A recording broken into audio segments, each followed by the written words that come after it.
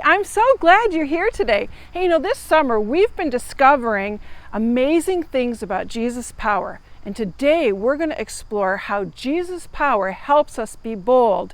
Trust Jesus. Woo, woo. All right, today's power-packed, totally true Bible adventure is from the book of Acts, and it's in Acts chapter 3. But to experience what happened, we're going to have to travel back in time to the city of Jerusalem. And because this whole story kicks off with someone who can't walk, let's imagine what that might be like. If you're watching this with some family members or friends, I want you to choose the smallest person in your group and see if you can carry that person across your room. Today most people who can't walk are still able to move with wheelchairs. My own father had an accident, and he was, when he was just a little bit older than I am now, and his legs were paralyzed at the time. And he used a wheelchair for over 20 years before he passed away. But back in Bible times, there weren't any wheelchairs. So now, everyone in your group has to help, and you have to be super gentle with the person you're carrying. When you carry the person across your room, I want you to try to carefully place them down on the floor where you're going to be sitting as you watch the rest of this lesson. I'm going to give you 30 seconds to do this. Here's your countdown.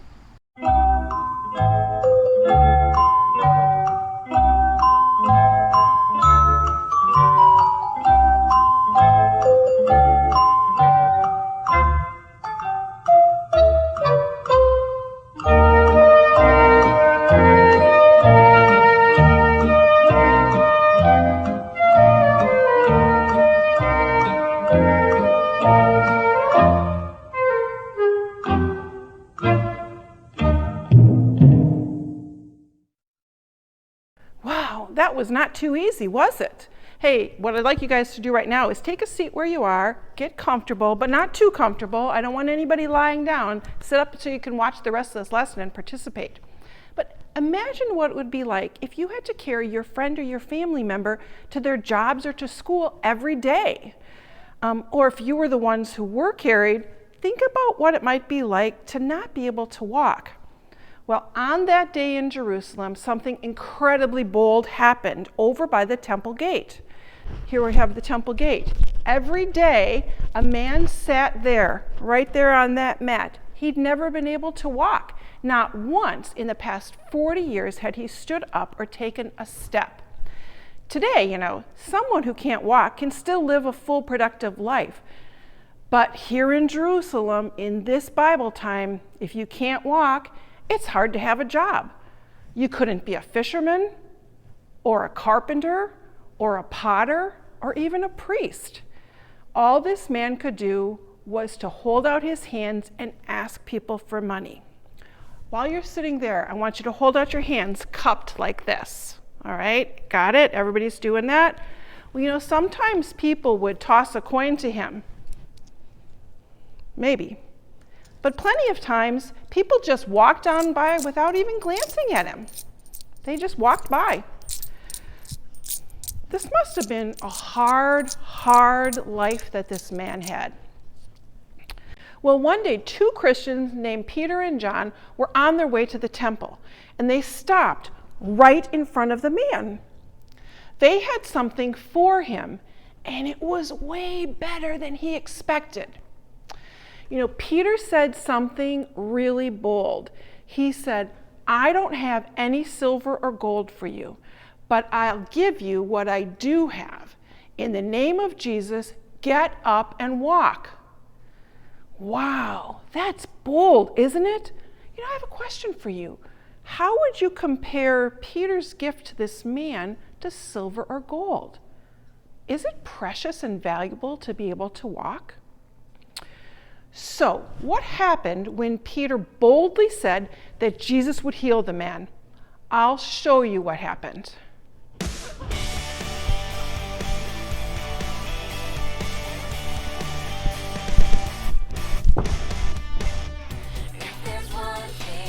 That man jumped up and praised God.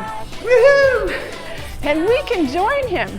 Everyone, get into praise position. Up on your feet. Let's move.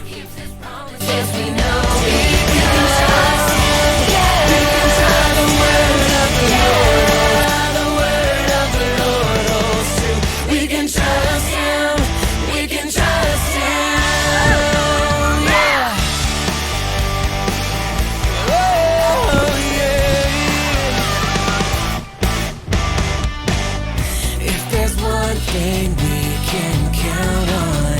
If God will never let us down, and we can trust everything He does. He keeps His promises, we know, because the word of the Lord holds true. We can trust Him, we can trust Him. The word of the Lord holds true. We can trust Him. Okay, that was kind of fun, wasn't it? But now you can take a seat again, okay? So, that miracle sparked quite the commotion in Jerusalem.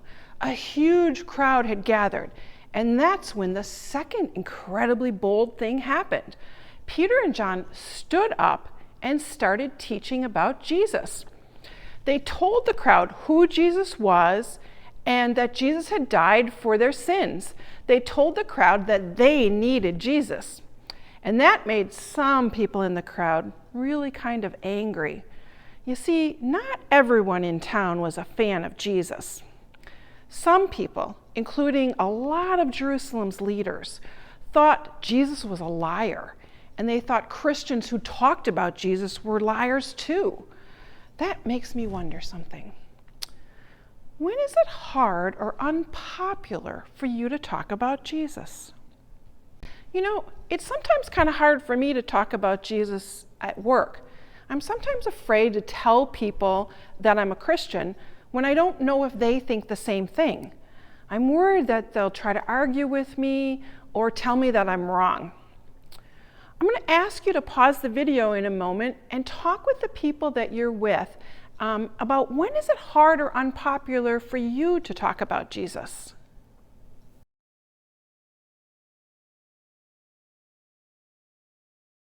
So, did you find that you have some idea maybe of what things were like for Christians in Jerusalem?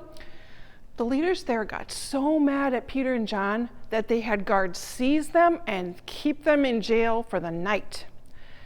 The leaders told Peter and John to quit talking about Jesus or else. Do you have any thoughts about what it would be like to be in jail? Do you think it would be easy to continue to be bold if you were locked up? Peter and John had to make a decision: stay quiet and be safe, or keep talking about Jesus and get in a lot of trouble.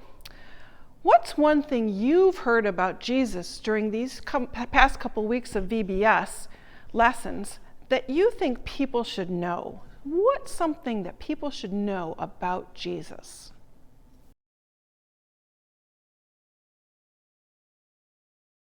I wonder if you thought about some of our past Bible stories. Were you thinking about maybe Paul and Ananias and how Jesus' power gave Ananias the strength to try something hard? Or the story of Paul being shipwrecked and how Jesus' power gave hope to Paul and the others on the ship? Well, Peter and John thought there were things about Jesus that people should know too. They boldly told the leaders, hey, we can't obey you instead of Jesus. We're not going to stop telling people that what we've seen and heard. Wow, that's bold. They stood up and took a stand. Hey, when I point at you, I want you to be bold and stand up and strike a bold superhero pose. Okay, everyone, be bold. Hey, that was pretty good. But I want to show you some of you who did superhero poses and sent me some pictures. Here we go. Peter, Amara, Eliza, be bold. Miley, be bold. Ava, be bold. Graham, be bold. Eliza, be bold. Julia, be bold. You're all some of my favorite superheroes. Hey, Peter and John were so bold that it's like their bold had superpowers.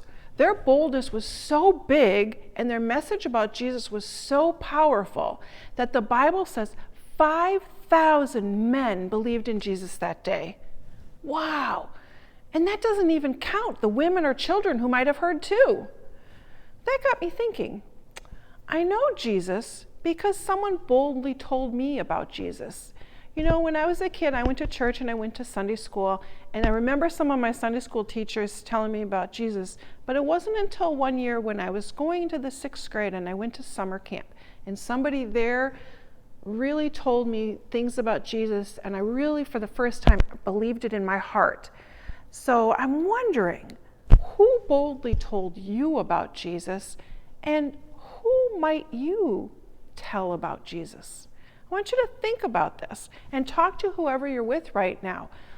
Talk about this. Who boldly told you about Jesus, and who could you tell?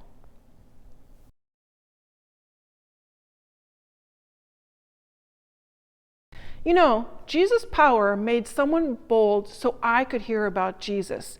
And Jesus' power can help you be bold too. Trust Jesus. Woo, woo. Well, back to Peter and John.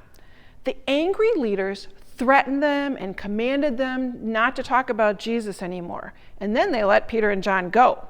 And the men went back to their Christian friends and told them what had happened. And do you know what their friends did? They prayed together, asking God for courage. I know we all need courage when it comes to being bold in what we believe. But you all are surrounded by friends and family, and even me and Miss Abby and Pastor Stu and other church people who want to remind you that you never have to face anything alone. I'd like to pray for you. God knows what you need boldness in. Jesus, thank you for always being with us. It's comforting to know we're never alone. When we feel like we're the only ones who believe in you, when we feel like we're the only ones facing tough stuff, you're right there beside us, giving us your strength, love, and boldness. We love you and thank you. In your name, amen. Hey, thank you all for participating today, and I'll see you again for our next Totally True Bible adventure.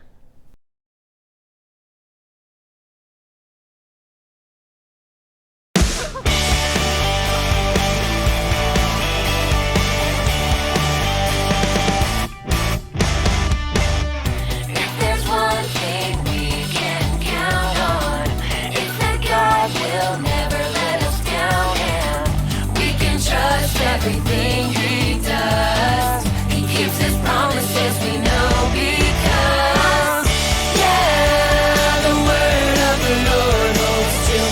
We can trust him, we can trust him, yeah, the word of the Lord holds true.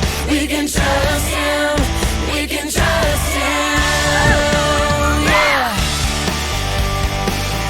Oh, yeah. One thing we can count on, it's that God will never let us down, and we can trust everything he does. He keeps his promises, we know, because, yeah, the word of the Lord holds true. We can trust him, we can trust him, yeah, the word of the Lord holds true. We can trust him, we can trust him.